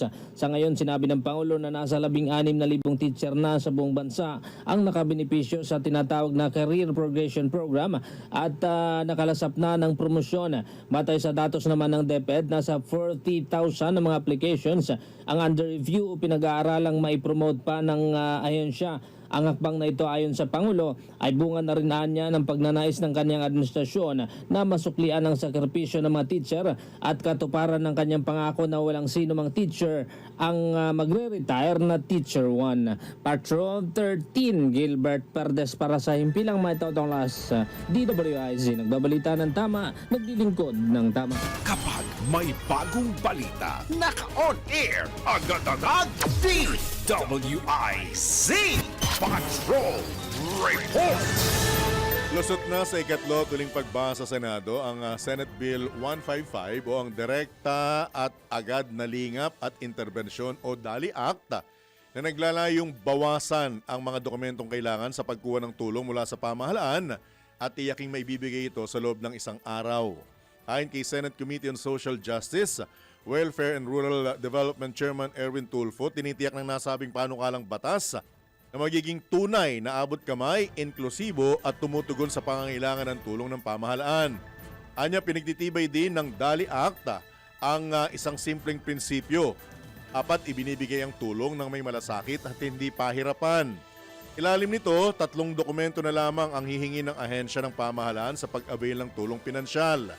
Isang valid government-issued ID, billing statement mula sa ospital, klinika o punerarya, original o certified true copy ng medical certificate o medical abstract na may kumpletong detalye. Kung may mga sumbong tungkol sa hindi makatarungang pagkaantala, hingi ng labis sa dokumentaryong requirement at iba pang anyo ng hindi pagsunod, pakikipag-ugnayan ng DSWD at iba pang ahensya ng pamahalaan sa Anti-Red Tape Authority o ARTA upang matiyak ang ganap na pagsunod sa Ease of Doing Business Act at sa nasabing panukalang batas. Pasada Balita. Kinumpirma ng Department of Justice na wala bang inilalabas na warrant of arrest ang International Criminal Court laban sa ilang mga opisyal na idinadawit sa war on drugs ng Duterte administration o yung mga tinatawag na co-perpetrators. Kabilang dito sina Senators Ronald Bato de la Rosa, Bongo at dating Justice Secretary Vitaliano Aguirre na tinukoy nga ng ICC bilang mga co-perpetrators ng dating Pangulo. Nilinaw naman ni Justice spokesman Polo Martinez na magbabatay sila sa Supreme Court ruling sakali mang maglabas ng mandamiento de aresto laban sa mga naturang personalidad. Aliban dito, iginit din ni Martinez na may obligasyon pa rin ang Pilipinas sa international community gaya ng Interpol kahit na hindi na bahagi ng ICC ang Pilipinas. Pasada Balita. Mahirap iproseso sa mga korte sa Pilipinas ang mga kaso ng extrajudicial killing noong Administrasyong Duterte. Ito naman ang sagot ni International Criminal Court Assistant to Counsel Cristina Conti sa sinabi ni Senator Bam Aquino na makabubuting litisin ang mga naturang kaso dito sa bansa. Ayon kay Attorney Conti, sinubukan na ng mga biktima ng EJK na sampahan ng kasong kriminal ang mga sangkot, kabilang ang 6 na beses sa pag-file ng mga ito sa Ombudsman. Dagpa ng abogado, nilahat ng senador ang mga EJK cases na para ba anyang lahat ng mga ito kaso ng crimes against humanity kung ang totoo, marami itong panig o level. At tatandang buod kay dating Pangulong Rodrigo Duterte na direct perpetrator ng crimes against humanity, pinangalanan din ng ICC ang 8 co-perpetrator sa kaso tulad ni na Senators Ronald De La Rosa at Christopher Bongo. Pasada Balita. Umiling naman ang mga abogado ni dating Pangulong Rodrigo Duterte sa International Criminal Court na paintulutan silang magdagdag ng mahigit 100 pang ebidensya na gagamitin sa confirmation of charges hearing sa Lunes, Pebrero 23. Sa nasabing motion, sinabi ni Attorney Nicholas Kaufman, legal counsel ni Duterte, na ang mga karagdagang ebidensya ay lubang may kaugnayan sa mga sakdal at kinakailangan para sa makabuluhang pagsusumite ng depensa. Ipinalawanag ng kampo ni Duterte na nasa 108 karagdagang item, 6 ang nakuha lamang mula noong Pebrero 5 kaya't natanggap lamang ng depensa ang naturang item matapos nilang ihain ang unang kahilingan na magdagdag ng 78 items sa kanilang list of evidences. Habang ang nalalabing karagdagang item ay may mga ebidensya o transcript na dati nang ibinahagi at tinukoy ng depensa pero ngayon ay naging mahalagaan niya dahil sa pagsusuri sa 6 na bagong item. Tiniyak naman ng mga abogado ni Duterte na ang pagdaragdag sa 108 ebidensya ay hindi magdudulot ng anumang hindi makatarungang pinsala. Pasada Balita. Nasa mga hukom pa rin ng ICC ang pagpapasya kung papayagan ang kahilingan ni dating Pangulong Rodrigo Duterte na hindi dumalo sa kanyang confirmation of charges hearing sa susunod na linggo kaugnay ng kanyang kampanya kontra ilegal na droga. Ayon sa ICC, sa palamang kahilingan ang waiver na inilabas si dating Pangulong Duterte at mga hukom pa rin ang magdi-decide tungkol sa nasabing usapin. Ang narito, nagsumite si dating Pangulong Duterte ng formal na abiso sa International Tribunal na isinusuko niya ang kanyang karapatang dumalo sa pagdinig mula Pebrero 23 hanggang 27.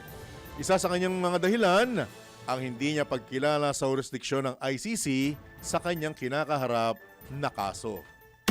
Pasada Balita. Sa babang balita, isang moderate explosive eruption ang naitala sa Bulkang Canlaon sa Negros Island region kahapon. Ayon sa PHIVOX, naganap ang eruption alas 4:38 ng hapon at tumagal ng 2 minuto. Ang naturang pagsabog ay lumikha ng eruption plume na umabot sa taas na 2,000 metro mula sa bunganga ng bulkan bago ito tangayin ng malakas na hangin patimog-kanlurang direksyon. Nagkaroon din ng pyroclastic density currents o uson na bumaba sa timog at timog-kanlurang bahagi ng dalisdis ng bulkan sa loob ng 1 kilometro mula sa summit crater. Sa kabila nito, nananatiling nakataas ang alert level 2 sa Canlaon at maigpit na pinagbabawal ang pagpasok sa loob ng 4-kilometer radius permanent danger zone o PDZ.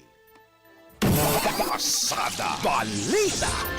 Nanawagan naman ang Catholic Bishops' Conference of the Philippines sa pamahalaan na maglunsad ng maagang voter education programs para sa 2028 national elections.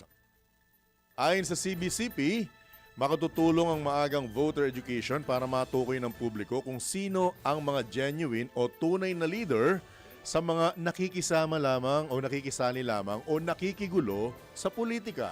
Kasabay nito ay pinahayag din ng mga obispo ang kanilang pagsuporta sa pagsasabatas ng panukalang nagbabawal sa political dynasty. Pasada Balita.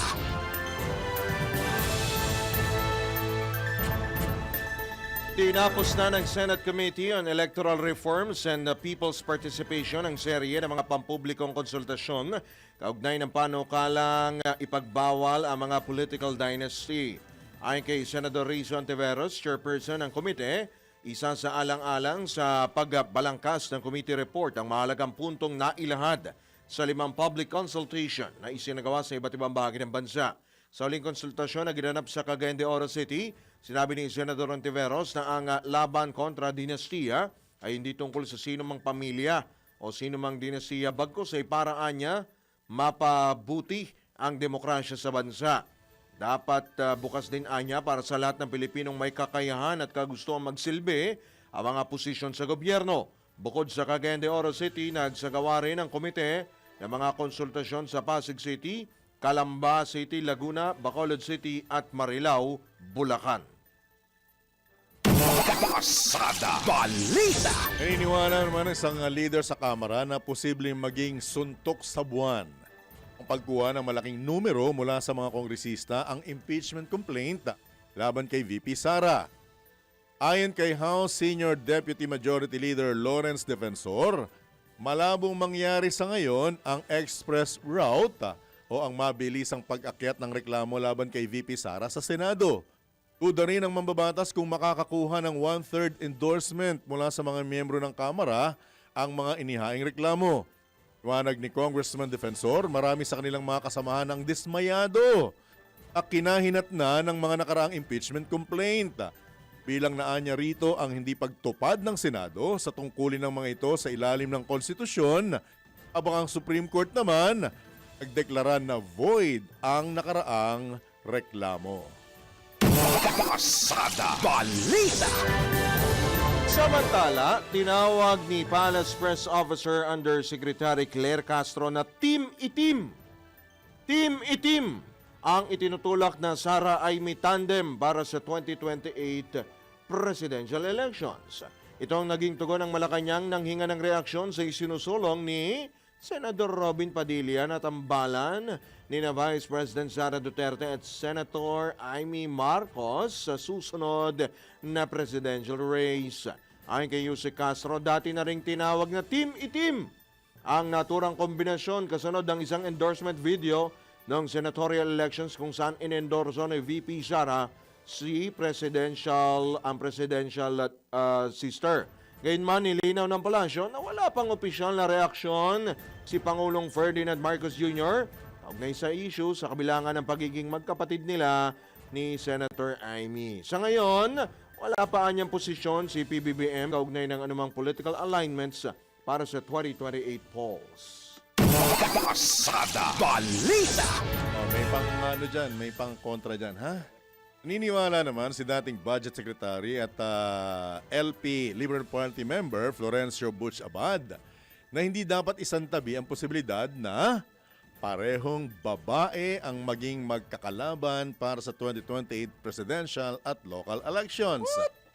Ito'y matapos ideklara ni VP Sara Duterte na tatakbo siya bilang Pangulo sa nalalapit na halalan.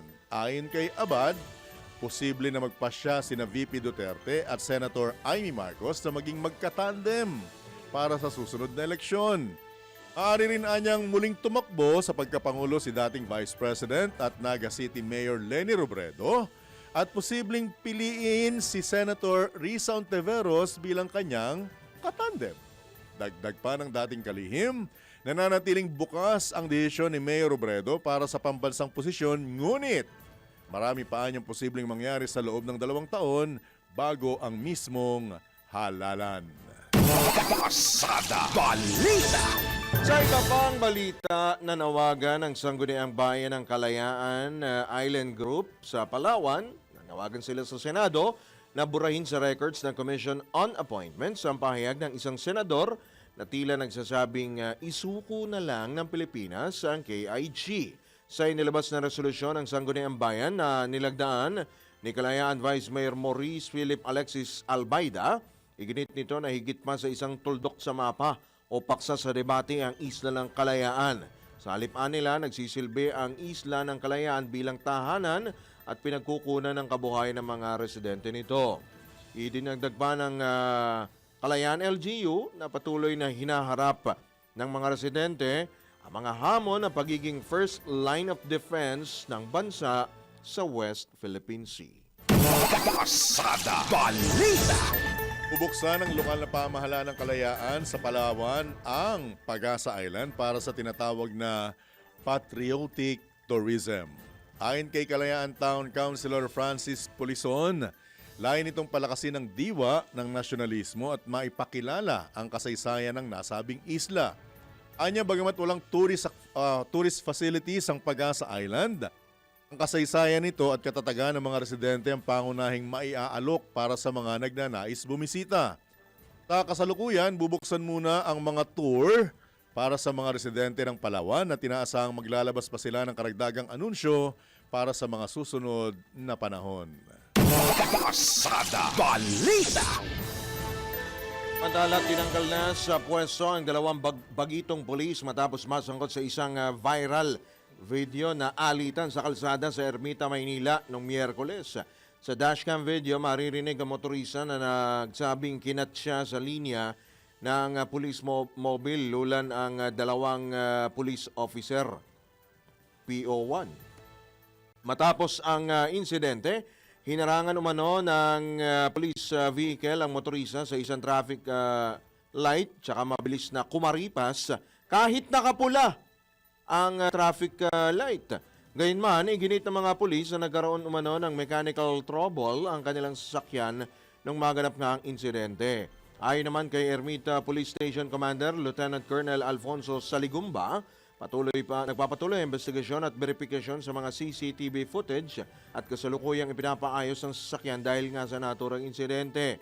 Sinuspendin na rin ng Land Transportation Office ang lisensya ng dalawang lespo sa loob ng 3 buwan dahil sa pagharang sa daloy ng trapiko at paglabag nga sa traffic signal. Naglabas din ng show cause order laban sa rehistradong may-ari ng police mobile. Magpapatuloy ang mga kasong administratibo laban nga sa dalawang bagitong lespo. Pasada Balita. Senior Superintendent Werner Contihino, oras muna sa audience. 4 na minuto na lamang, 8 a.m. na. Oras hatid sa inyo na. Magpapatuloy pa rin ang ilang pang mga balita. Tututukan ng DPWH ang pagsasaayos ng seaport at airstrip sa Kalayaan Island Group na sisimulan sa susunod na taon pagkatapos ng initial assessment. Ayon kay DPWH Secretary Vince Dizon, sasamantalahin niya ang mainit na panahon sa susunod na buwan para bisitahin ang mga nasabing isla upang masurit mabatid ang mga infrastrukturang kailangan para sa mga residente at otoridad gaya ng pagpapagawa ng mga kalsada, water retention facility at pagpapatayo ng mga paaralan. Para maisakatuparan anya, makikipag-ugnayan ang kagawaran sa Department of Transportation, partikular kay Secretary Banoy Lopez, Education Secretary Sani Angara, maging sa Information and Communications Technology Secretary Henry Aguda. Dulot ito ng ang naturang hakbang ng DPWH ay dulot na rin ang mungkahi ni Senador Rodante Marcoleta na isuko ang KIG dahil ito ay nasa labas ng exclusive economic zone ng bansa na bigyang pansin ang nasabing isla. Pasada Balita. Balitang pangkalakalan. Muling tinapyasan ng Bangko Sentral ng Pilipinas ang policy rate ng bansa sa gitna ng paghina ng ekonomiya. Nabatid na ibinaba ng 25 basis points ang policy rate ng bansa o katumbas ng 4.25% na sinasabing pinakamababang level ng policy rate ng bansa sa loob ng 3 taon. Ayon kay BSP Governor Eli Remolona Jr., posibleng maging conditional na lamang ang pagtatapyas ng policy rate nito sa mga susunod na pagpupulong ng Monetary Board. Dahil dito inaasahan ng BSP na babagal sa 4.6% ang paglago ng ekonomiya, ngunit umaasa naman ito na unti-unti nang makaka-recover ang pambansang economy. Pasada Balita. Mga balitang dapat alam mo kahit sa labas ng bansa. DWIZ Balita sa ibang bansa. Ipinauubaya na ni King Charles III ng Britanya sa batas at sa mga otoridad ang kapalaran ng kapatid na si dating Prince Andrew Mountbatten-Windsor matapos ngang arestuhin kaugnay sa pagkakasangkot nito sa Epstein files. Nabatid na una ng tinanggalan ng titulo at pribilehiyo si Andrew at hinalughog na rin ang mga naging bahay nito bago ang kanyang pagkakatanggal sa opisyal na British Royal Family. Idinagdag pa ni King Charles na sinusuportahan niya ang maayos na proseso sa kaso ng kanyang utol. Aminado rin ang Buckingham Palace na hindi ipinaalam sa hari ang pag-aresto kay Andrew bago ito isinapubliko. Pasada Balita. Sa mundo ng palakasan, ang latest malalaman sa DWIZ Sports News.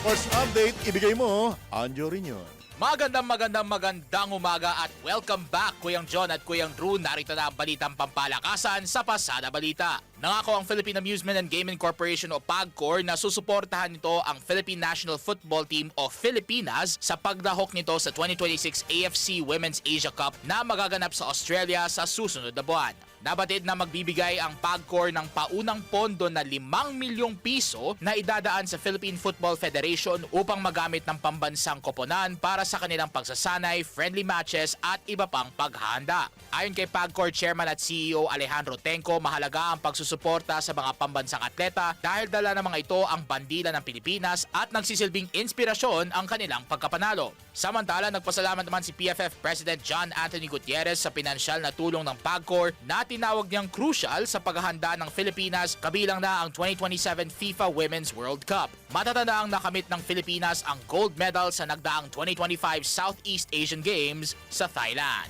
At yan ang ating balitang pampalakasan. Happy weekend sa inyong lahat. Para sa impilang may todong lakas, DWIZ. Ako po si Anjo Riñon, nagbabalita ng tama, naglilingkod ng tama. Pasada Balita. Balitang pangkalusugan. Mahilig ho ba kayong uminom ng malamig na tubig? Bakit di ho ninyo subukan na uminom naman ng maligamgam? Yan sa umagang-umaga. Yan ang kailangan. Ako ang ginagawa ko Pan-detox yan. sa umaga tsaka bago matulog. Ganun. Kailangan ba pati sa bago matulog? Bago Hindi nabanggit sa akin ng kaibigan kong expert. Ha? Ganon? Minsan, pagkatapos din kumain, uminom din ako mainit. Pan-detox yan. Pan-detox kasi yan. At ayon po sa traditional Chinese medicine, ang pag-inom ng maligamgam na tubig ay nakatutulong sa maayos na digestion, pagbaba ng timbang at nilalabanan ng pananakit ng lalamunan, pamamaga ng kalamnan at dehydration. Mainam na simulan ang pag-inom ng maligamgam na tubig tuwing umaga habang wala pang laman ang tiyan. Tama po yan.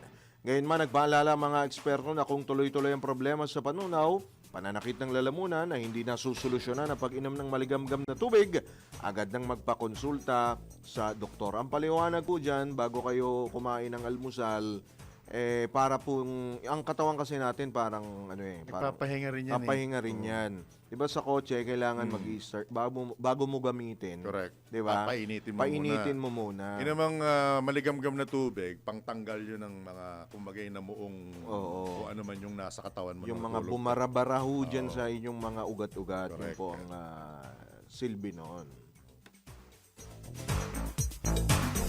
Pasada Balita. Ito na ang latest, bagong-bago, fresh na fresh. DWIZ Showbiz News. Parang may bumara sa daliri mo, engineer, ha? Kung may iniintay ka, ang bagal nung pasok mo, eh. Anong ugat mo babarado? Saan banda? Tama, sabihin ko yan?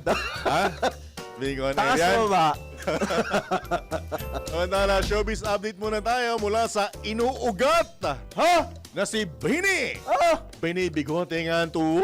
Para sa aking balitang showbiz, engaged na ang aktres na si Iwamoto sa kanyang longtime partner na si Panfilo Pampi Lacson Jr., anak ni Senate President Pro Tempore Panfilo Ping Lacson. Nabatid na naganap ang engagement ng dalawa habang nasa Japan ang mga ito. Inanunsya ni Iwa ang kanilang engagement sa pamamagitan ng isang Instagram post kung saan sinabi niyang hindi na siya makapaghintay na maging misis ni Pampi matapos ang 14 na taong pagsasama. Samantala, nanguna sa pag-congratulate ang dating asawa ni Pampi Lacson na si Jody Santa Maria na tinaguriang significant ang naturang anunsyo. At iyan ang aking balitang showbiz para sa impilang metodong lakas, DWIZ. Ako si Anton, nagbabalita ng tama, naglilingkod ng tama. Pasada Balita. Sa ating pong good news, may 30 bagong kasal hinarana sa Pasig ng bandang Ben and Ben. Mga 30 magsing-irog na nag-isang dibdib sa Pasig City nitong araw ng mga puso. Pinangunahan ni Pasig City Mayor Vico Soto ang kasalang bayan habang kinanta naman ng banda ang kanilang awit na Duyan mula sa huling bahagi ng Mahiwaga Trilogy nito. Sagot naman ng Pasig LGU ang lahat ng gastos sa kasalang bayan. Kabilang na ang reception ng 6 o yung pagkain ng 6 na abay kada bagong kasal sa reception. Ano daw? Ayon kay Ben and Ben frontman Miguel Benjamin, kaisa ng banda ang mga bagong kasal dahil ilan din sa kanilang mga miyembro ay ikinasal din kamakailan kabilang na ang kakambal at kabanda niyang si Paulo. Nagpasalamat naman ang alkalde sa Ben and Ben dahil masaya ang mga nagpakasal sa surprise performance nito. Siyempre, sino nga bang hindi sasaya kapag libre po ang kasal?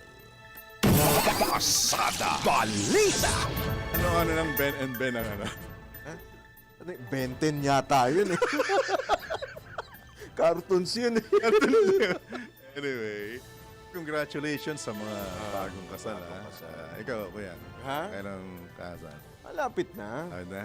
Huwag kayong mawawalan ng pag-asa. Asa ka pa. Huy! Huwag mawawalan ng pag-asa. Abang buhay, may Oo. pag-asa. Ang pinaghahandaan ay ang pag-aasawa. Ang kasal, iba yan. Dapat yun ang yung pagsasama. Tama ka doon, Pastor. Salamat, brother. So inyo, Friday edition ng yung nag-iisang Pasada Balita. Dito lamang yan sa DWIZ, nagbabalita ng tama. Naglilingkod ng tama. Kami po ang inyong naging kabalitaktakan, Johnny Banez. At Drew Nasino. At ano't ano man po ang mangyari, lagi niyo pong tatandaan ha, na mahal namin kayo. Oh yeah. Oh yeah. Tatlo. Parang hindi mo na alam. Bakit? Ha? Alam Na iba sinesenyas mo. Ganun ako. Palibasa, kakasal ka na eh. Ang tabayan po, susunod na palatuntunan ng Karambola. Oras sa hudiyat. Eksakto yung punto. Alas 8 na ng umaga. Yun o! Woo! Happy weekend! Bye! Ingat! Ang mga balita, dudublihin ang